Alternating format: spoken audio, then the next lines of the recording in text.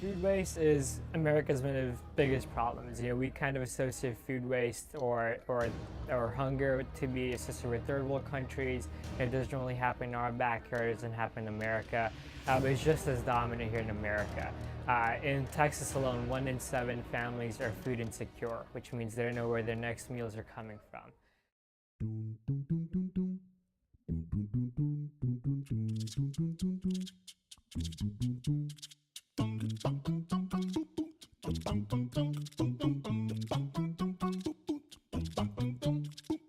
So I found out about FRN last year whenever several of my friends, Yosh including, started doing recoveries with the farmers market, and I knew about FRN just kind of through the grapevine because several of my friends were already involved in it.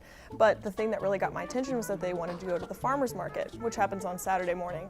And I thought that sounded really fun, and I was like, I'll go with you guys and I'll drive because I have a car on campus. And so as I started going, I went 2 or 3 times, and it was so much fun, and like I got to see the benefit. We would drop it off at a homeless shelter and like at a second, an in-between home, and like we would also get to go to the farmers market, and I could see all of the food and vegetables that people were gonna throw away that we got to keep. So I don't know, it was just by going with friends that I started and heard about it.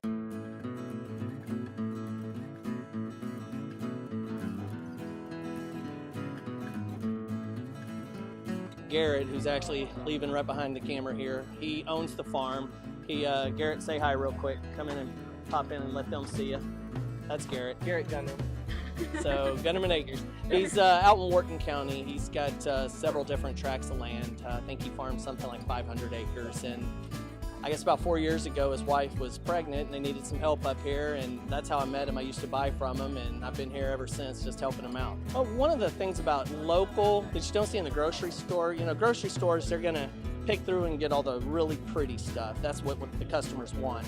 Here, people come in, they know that if it's ugly, it's not bad. So we'll get some stuff that has, some marks on it, some scuffs. That's nothing wrong with that. But when you start seeing the rotting and things like that, that's when it's bad.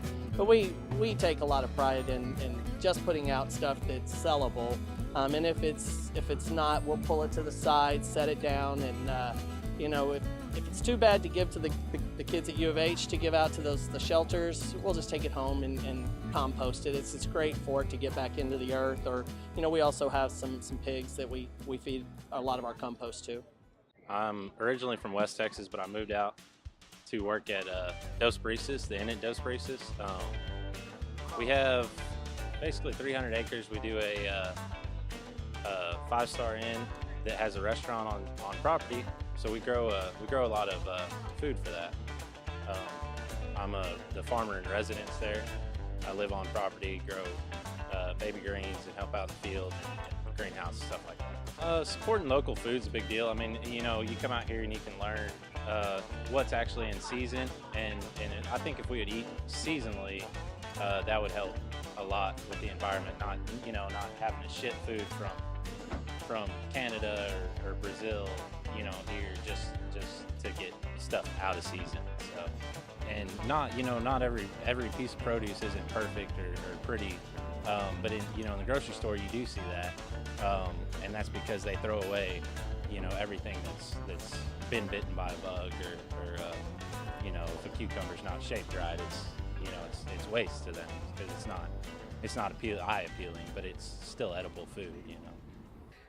So when you have food waste happening, when you're going down the street, you look to the right, there's all these restaurants, supermarkets throwing out food left and right, and you look to the left side, there's households that don't have food. So Food Recovery Network was an issue to target both of those at the same time. You're recovering food and you're helping feed those who are hungry, so it goes hand in hand. So I think it's one of the things I'm really passionate about, and I think if everyone else showed a little bit of interest or were able to get involved, that's something we could target directly and we could make quick efforts on it. So I think that's something that America should really focus on. So up to date, FRN has recovered about 23,500 pounds of food, 23,500 pounds of food. And that impact is proportional to how many meals we serve. So when we go out to the shelters such as Agape, Star of Hope, St. Joseph's Church, the meals we provide helps to feed the residents there directly. So that's a direct impact you're seeing when you're doing the food. Some of these residents are not getting the healthy amount of food or the healthy nutrients in food. They're not getting different varieties of food. So when we provide such as fresh produce or different ethnic foods, they're able to get that experience, they're able to give food they usually don't. And it's a good experience for them. They're getting the nutrients, they're getting different variety. And on campus, the direct impact was getting the rest of the student body involved. So we started off with 3 members. Right now we have over 400 in our mailing list, about 100 active members every semester. We have over 100 members sign up every semester. So being able to have that direct impact on the campus by getting students involved in the food waste issue as well is huge, because not only are you raising awareness, but you're giving them a channel to do something with.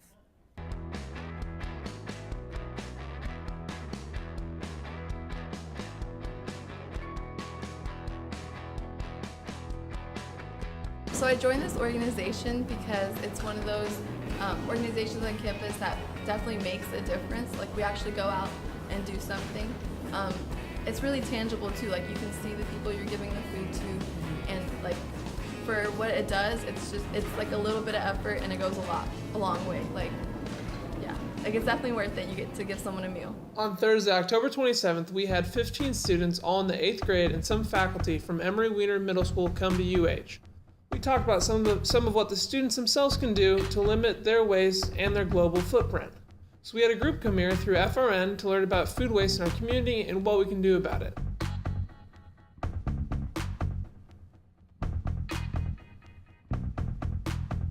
We took some time to make PB&J sandwiches that the students would then be able to take to donate to a nearby shelter. The bread, peanut butter and jelly, and everything we used was recovered the day before, so the students also got to see the direct benefit of recovering the food.